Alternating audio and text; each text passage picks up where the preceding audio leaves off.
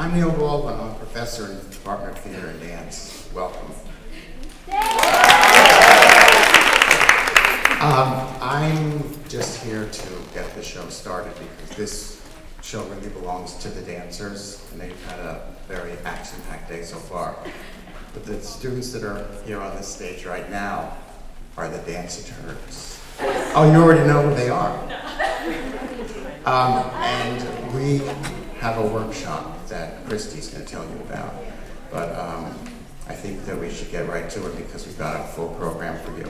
So let's start the show. Hi dancers, welcome to Dance Day. We're so excited to have you here. We absolutely love performing for you guys, so welcome. As Neil said, my name is Christy and I am a senior BFA dance major, and I'm going to inform you a little bit about what we do in Danceaturgy. The Danceaturgy workshop is a writing seminar where a selected group of dancers join together to explore how we can conceptualize what we physicalize and examine our process of dance.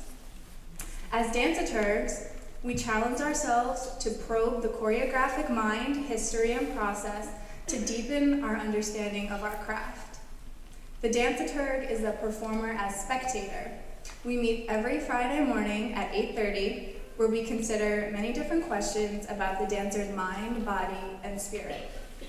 Over healthy breakfast snacks that our Professor Neil provides for us, we analyze the whys of what we do. From our artistic perspective, we conduct historical research on each season's repertory. We advocate for more awareness of our craft.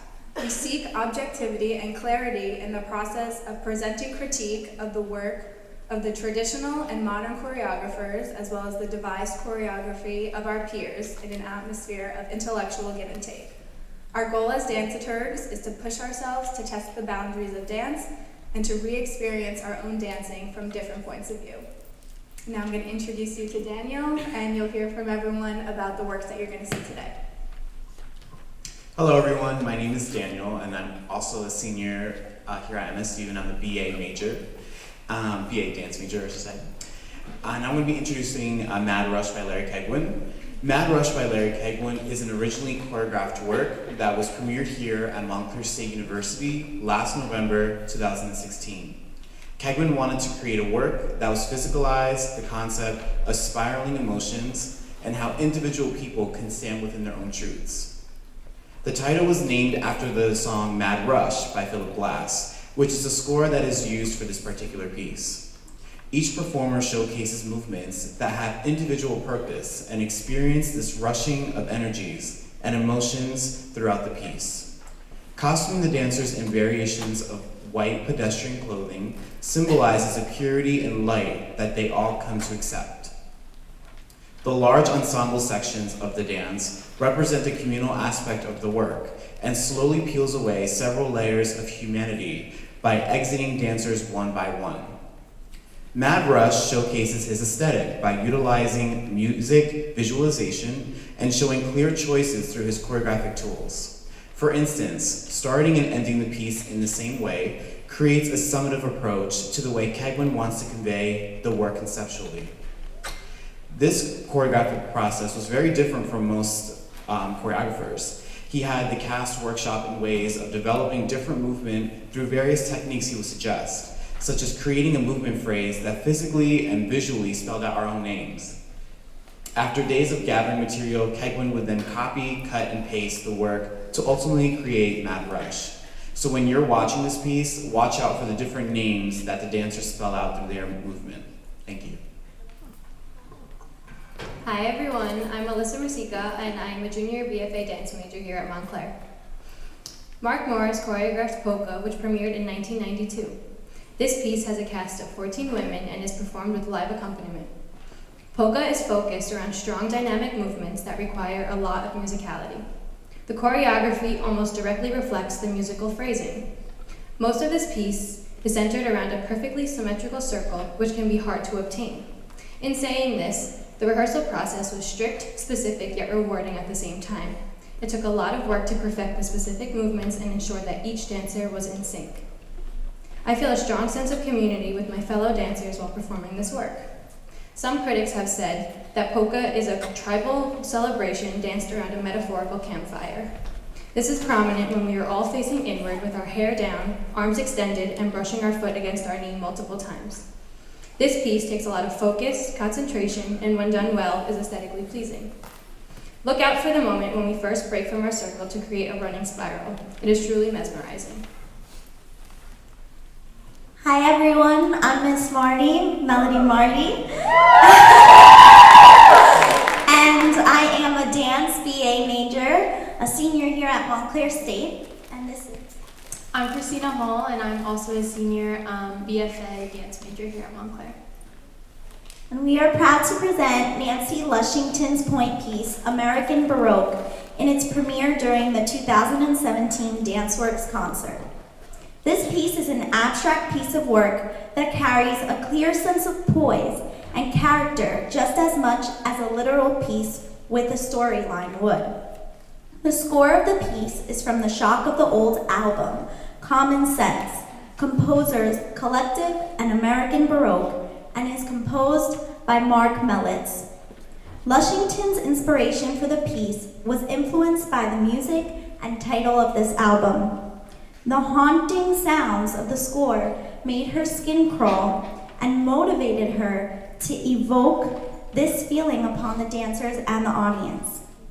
The music complements Lushington's vision of the piece, which is a mashup of Baroque and American cultures, the collide of two very different worlds. American Baroque consists of 13 girls dressed in beautifully elaborated black and gold costumes, all in point. The clean cut and color of the black leotard underneath the angular golden skirt and embellished top mixes the fancy European world with the simplistic American world. Lushington aims to evoke a creepy feeling with the mingling styles of the two cultures and time periods.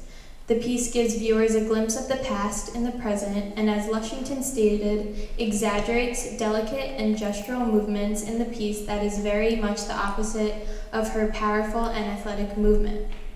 The piece plays with going on and off balance as well. Be sure to look out for these movement qualities in the piece and how they merge into one. American Baroque is like a fantasy. One moment the dancers are posing as a silhouette from a distant past, the next they are in constant motion in the present. What's up everybody, my name is Eric Para and I'm a BFA dance major here and I'm going to be talking about Journey. An army of fierce men fill up the stage in Earl Mosley's latest draft of Journey. The dance takes the audience through an emotional and physical adventure that leaves the audience with a sense of completion. The piece has been choreographed and restructured countless times and has finally made its way to an MSU stage. As all Earl Mosley pieces, Journey has continued to evolve choreographically even throughout the last couple of weeks leading up to this show. He feels it is his duty as a choreographer to keep his pieces fresh and evolving. It's a dance inspired by the many events life takes us through and serves as a culmination to Mosley's work as a choreographer. The music is hard-hitting, dynamic, and rhythmic. The costumes provoke masculinity, match the layering of the music, and intensify the constant change of direction and level. The dance continuously challenges the performer's stamina, musicality, and technique. Altogether, the strong but gentle, loud but sensitive piece allows for self-reflection and ensemble togetherness. Be sure to look for these opposing dynamics as the MSU Dance Boys leave it all on stage. Hi, I'm Jackie Kossoff. I'm a senior dance major, and I'm going to talk to you about Christian von Howard's To the Teeth, which premiered here at Montclair State University in November 2016. 5 distinct figures illuminate the stage and enter the space no longer as themselves. This quintet of female dancers embody the persona of a witch's coven, each with a unique role in the cult. Mystical elements of darkness serve as inspiration for the syncopated, breathy music by Caroline Shaw and Rain, eerie lighting, and intense interactions between the dancers. The strength of the sorcery is exemplified by the powerful women who dance and fill the stage with their energies, as they are completely covered in skin tone mesh with distinct black patterns and floor-length black skirts. Enamored by the mysticism that leaves people questioning if there's truth in magic, Von Howard found movies of witches' rituals that influenced movement ideas and the use of lighting.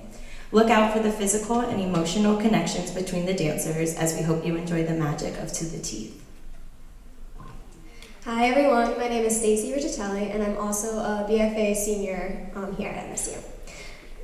New Second Line, choreographed by Camille A. Brown in 2006, is a piece about coming together as a community to celebrate the loss of someone or something in one's life.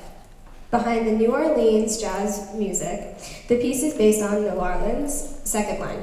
Second Line is the back half of a funeral parade. In the front, you have all the family members. In the back of the parade is people celebrating a life well lived.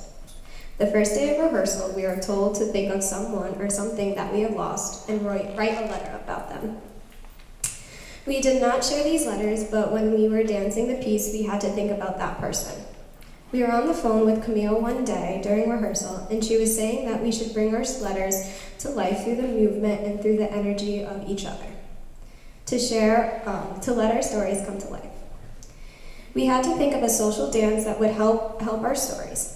Even though the piece is very tiring, we use these social dances and finding connections with each other to really help bring these stories to life. Each dancer has their own individual stories throughout the work. By the way, they each have their own social dances and interpret the movement differently to bring their stories to the piece.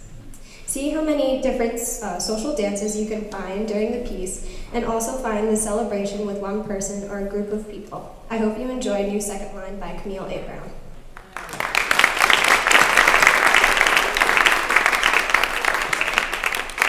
So we have a little time before the curtain goes up. I hope somebody out there has a question for any of our dancers before the show starts. Who's going to be brave? I know there's some brave people out there. Right? What about the people who cheered for Miss Martin? So can one of her young proteges ask her question for the rest of us? Are you excited to dance? Ooh. I am very excited to dance. I'm always excited to dance. I think everybody here is too, right guys? Even the thing about being excited,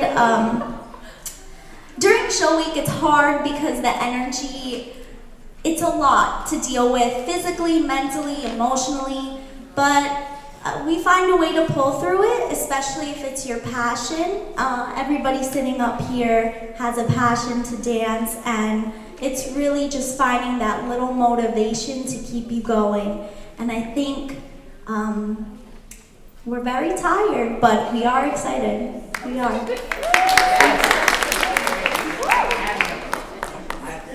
How long did it take you to prepare this concert?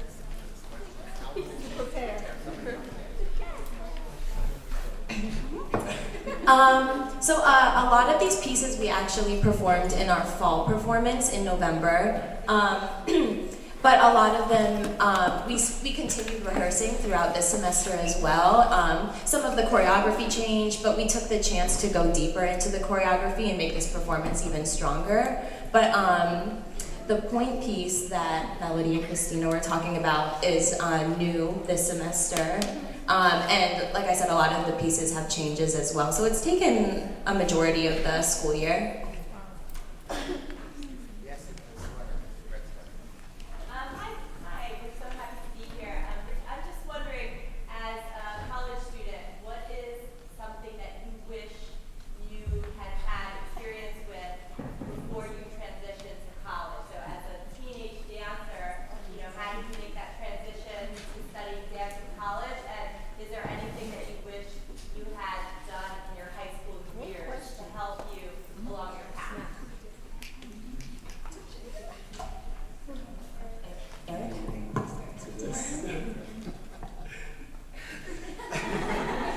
That's a really, really good question. I think as a high school student and even younger, I did dance at a separate studio because at my school we had no type of arts programs at all. And we were a really small school, so we didn't really have an opportunity to express ourselves artistically and creatively. So my only chance to do that was at a local studio, and I really didn't have the opportunity to really push myself as much as I wanted to until I really got to college and in this environment. So I think as someone, if I were to go back in time, I would have definitely wanted to push myself artistically, creatively, and be more open to dancing and wanting to be a little bit more professional at a younger age, right? So I think it is that opportunity of really pushing yourself and really going beyond just your normal everyday routine, right? It's taking that extra time, like I'm gonna go to class a little earlier and warm up, do stretch even longer, doing things like that would really, I think would have benefited me a little earlier in the game, but that's definitely something I would have thought about.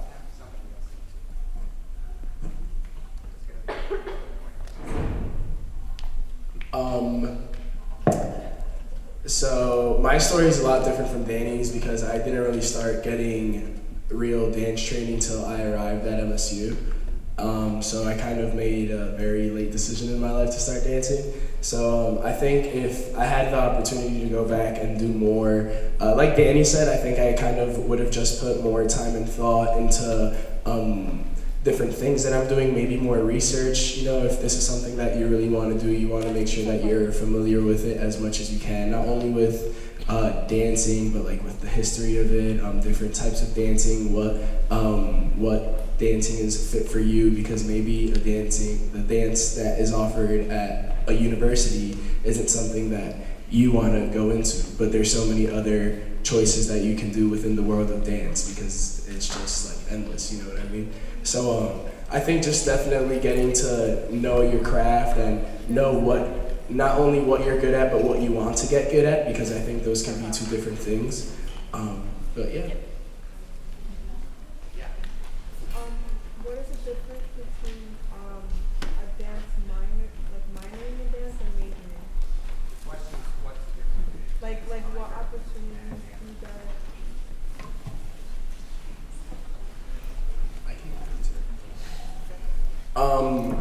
So for the dance minor, you're not taking as many credits as you would be as a dance major. As a dance major, you're taking 2 technique classes a semester. You're taking a composition class, which is like improv or choreography. And you're performing on stage with like these shows. So as a minor, you don't really get that many performance opportunities. You don't have to fulfill as many credits. There's a certain quota that you have to fulfill, so they get distributed differently as they would if you're a dance major. So it's definitely way more time involved as a dance major. It's a lot more dedication and I think you just have to be here a lot more. As a dance minor, it's kind of more something that's just like, on the side when you have more time to take these credits, then you take them. But when you're a dance major, most of your day is filled with dance major courses, and you're maybe only taking 1 or 2 general classes. Whereas if you're a dance minor, it's probably the other way around. You have another major, so that means that you're taking most of your credits for that specific major, and then when you find time or you work your schedule around finding a space to add those 1 or 2 dance classes a semester. Yes. As graduating seniors, those of you that are graduating, how well do you feel prepared as far as what you're going to go for into the world at, whether you're not, double major or minor? And are you happy with the decision to go as a dance major? What are you going to do? I feel extremely prepared. I know there's so many avenues and so many different directions you can go once you leave here, but I feel like I have a very solid base of training, not only in my technique, but I feel like artistically, I'm now at a place where I understand myself and understand where I want to go. And even if I don't know where I want to go, I feel confident that I can take that step and put myself out there. So I definitely feel like here we've made this community. I've found myself as an individual, as an artist, and now I feel like I'm ready to go on to the next step, even though I'm sad that I'm leaving. I think we can do one more, and then we have to start. So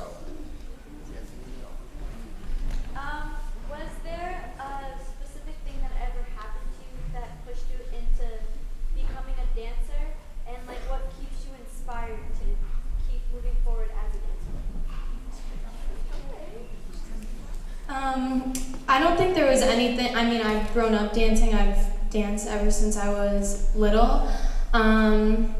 What keeps us going every day? I think it's our passion and love for it. Also, the people around us as well. But yeah, like getting up for 8:30, 10 o'clock ballet every single day isn't the most easy thing in the world. But when you have a passion and a dedication for it, and you want to get better, it just makes everything worth it. Let's have a round of applause for